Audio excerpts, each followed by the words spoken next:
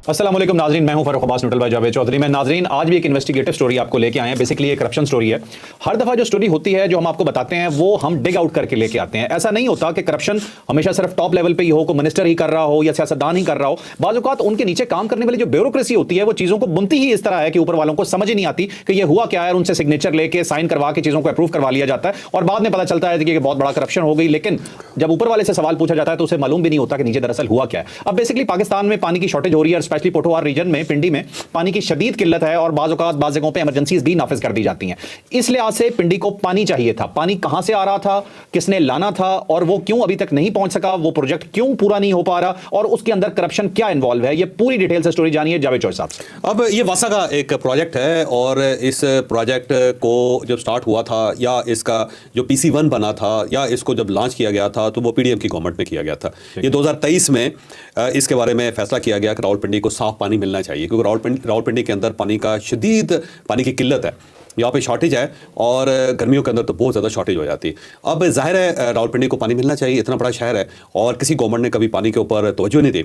तो ये 2023 में एक प्रोजेक्ट बना और इस प्रोजेक्ट की जो फंडिंग है वो ADB से, एशियन डेवलपमेंट बैंक की तरफ से होती है। और ये 35 अरब रुपए का प्रोजेक्ट है और इस प्रोजेक्ट के तहत चौहान डैम है, वहाँ से पानी लाना था रावलपिंडी के लिए। अब ये चौहान डैम क्या है, अगर आप मोटरवे पे जाएं तो चक्री के करीब वहाँ पे कैपिटल स्मार्ट सिटी है, तो उसके करीब एक डैम है और पानी उसके अंदर है, क्योंकि जो बारिशें होती हैं और जो दाएँ बाएँ वहाँ पे जो चश्मे हैं, जो नदियां हैं, वो उसके अंदर पानी जमा करती हैं डैम के अंदर।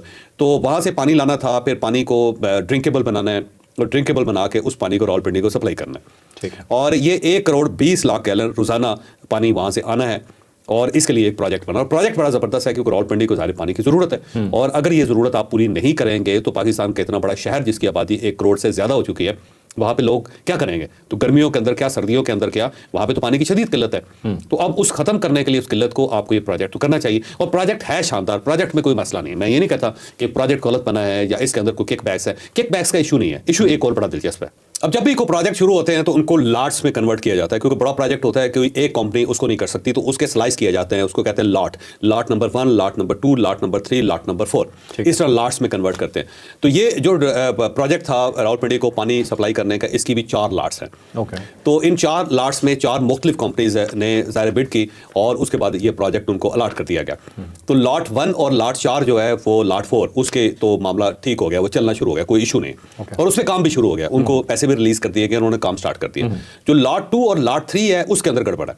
अब उसके अंदर गड़बड़ क्या थी कि एक टर्किश कंपनी है जिसका नाम है 5H INSAT, INSAT, INSAT, ठीक है। अब ये कंपनी है, टर्की की कंपनी है और वहाँ पे ये काम करती होगी और कर रही है। मैं ये नहीं कहता कि कंपनी चली है, कंपनी ठीक है। उसने पाकिस्तान के अंदर एक दूसरी कंपनी जिसका नाम कासम खान एंड कंपनी है, इसके साथ JV किया और JV इसलिए किया कि ये जो कंपनी है जो 5H है, इसके पास कोई बहुत बड़ा शेयर नहीं है टर्की के अंदर, ना ही इसके पास कोई बहुत बड़े असासे हैं, ना इसके पास कोई बहुत बड़ा फंड है कि अकेला ये पाकिस्तान के अंदर आके इतना बड़ा प्रोजेक्ट कर सके। और दूसरा ये है कि फर्स्ट टाइम कर रही है और पाकिस्तान का असूल है, इसका कानून है कि कोई भी बाहर से कंपनी जब आती है पाकिस्तान में तो फर्स्ट टाइम जब वो काम करती है तो उसे किसी लोकल कंपनी को अपने साथ मिलाना होता है। तो इसलिए भी JV किया गया। एक तो कंपनी की रास इतनी ज़्यादा नहीं थी कि वो यहाँ पे सिक्योरिटी दे सके या यहाँ पे काम कर सके या इतना बड़ा जो प्रोजेक्ट है उसके हवाले किया जा सके। दूसरा, वो जाहिर है फर्स्ट टाइम पाकिस्तान के अंदर काम कर रही है तो उसको किसी न किसी के साथ जॉइंट वेंचर करना था, तो उसे फिर कासम खान एंड कंपनी के साथ जॉइंट वेंचर किया और उन्होंने लोएस्ट बिड दी, ठीक है, और वो अप्रूव होगी जैसे अमूमन होती है और उसके मुताबिक कोई इशू नहीं था इसमें।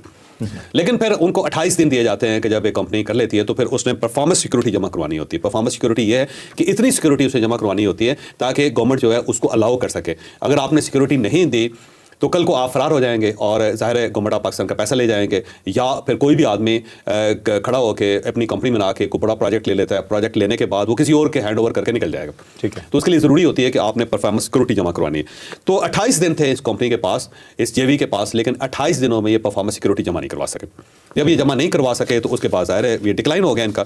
और रूल्स ये है कि जब कंपनी इस टाइप की कोई कंपनी अगर 28 दिनों में परफॉर्मेंस सिक्योरिटी जमा नहीं करवा सकती तो ब्लैक लिस्ट हो जाते हैं। ठीक है। इसका मतलब ये हुआ कि आपने एक बिड आपने की लेकिन उसके बाद आपके पास इतने पैसे नहीं थे कि आप ये काम कर सकते, तो आपने ब्लफ किया, तो उसके बाद उनको ब्लैक लिस्ट कर दिया जाता है।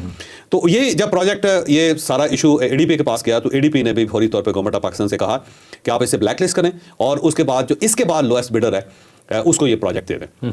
तो लेकिन जो महकमे के लोग थे, लोकल गवर्नमेंट के लोग, लोकल गवर्नमेंट का महकमा है और उसके सेक्रेटरी इसके अंदर इन्वॉल्व है और फिर एक डीजीपी उसके अंदर इन्वॉल्व है, जिसको जो कहा जा रहा है, अब मैं क्लेम नहीं कर रहा, पहली बात तो ये, लेकिन फाइनल अथॉरिटी ज़ाहिर है वही है। तो उन्होंने इस तरह की एक तो इसे ब्लैक लिस्ट नहीं किया इस कंपनी को, वो खामोश रहे और कहा जी इसको आप और टाइम देते हैं। तो नीचे वासा से कहा गया कि जी जो रावलपिंडी का वासा है उससे कहा गया कि आपने इसको और टाइम दे देना, और टाइम भी उसको दे दिया गया, लेकिन उस टाइम में भी ये परफॉर्मेंस सिक्योरिटी जमा नहीं करवा सके। ओके, जो एक्स्ट्रा टाइम और एक्स्ट्रा टाइम, और उसके बाद फिर ये इशू जो एडीपी के पास चला गया, तो एडीपी ने भी फौरी तौर पे कहा कि आप इसे ब्लैकलिस्ट करें और ये जो कॉन्ट्रैक्ट है ये उससे जो नेक्स्ट कंपनी थी उसको दे दें। ठीक है, ये सेकंड टाइम का होगा। हाँ जी, लेकिन इसके बावजूद भी ये नहीं किया गया और ना उसको ब्लैकलिस्ट किया गया और ना दूसरी कंपनी को ये अवार्ड किया गया। और ये करने के साथ साथ एक और काम ये किया गया कि जो जेवी था उसमें से कासिम खान कंपनी को निकाल दिया गया और सारा जो कॉन्ट्रैक्ट था वो टर्किश कंपनी के हवाले कर दिया गया। ठीक है, जॉइंट वेंचर खत्म हो जॉइंट वेंचर खत्म हो गया, जो जाहिर है मुमकिन नहीं है कि आप इस टाइम जॉइंट वेंचर खत्म कर सकते according to rules. According to rule. और इसके ऊपर फिर कासिम खान एंड कंपनी जो है वो अदालत चलेगी और वहाँ पे उसने केस कर दिया और उसके साथ साथ उसने स्टे भी ले लिया इसके खिलाफ कि जनाब ऐसा नहीं हो सकता, और वर्क आर्डर जो था, लेकिन इसके बावजूद वर्क आर्डर जारी हो गया और टर्किश कंपनी को वर्क आर्डर जारी कर दिया गया। इसके अंदर जो इशू है वो इशू बड़ा दिलचस्प है।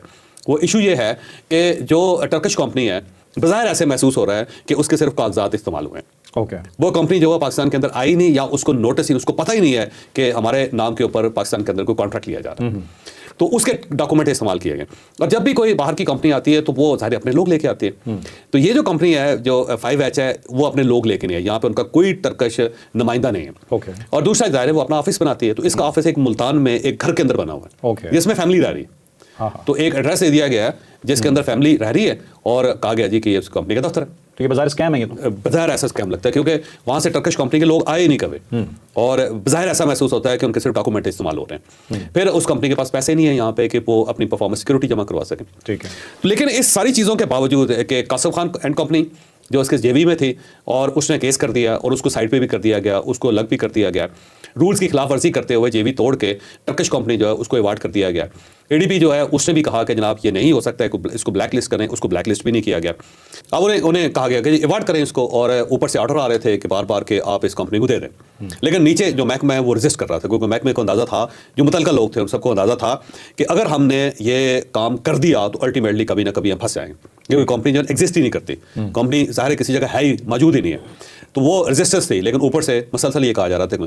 इस दौरान उन्होंने एक बैंक गारंटी दे दी, 2 बैंक गारंटीज दे दी। अब जो एक बैंक गारंटी है वो 83 करोड़ रुपए की बैंक गारंटी है जो इस टर्किश कंपनी ने जमा करवा दी है, लेकिन वो जो गारंटी है वो जाली है।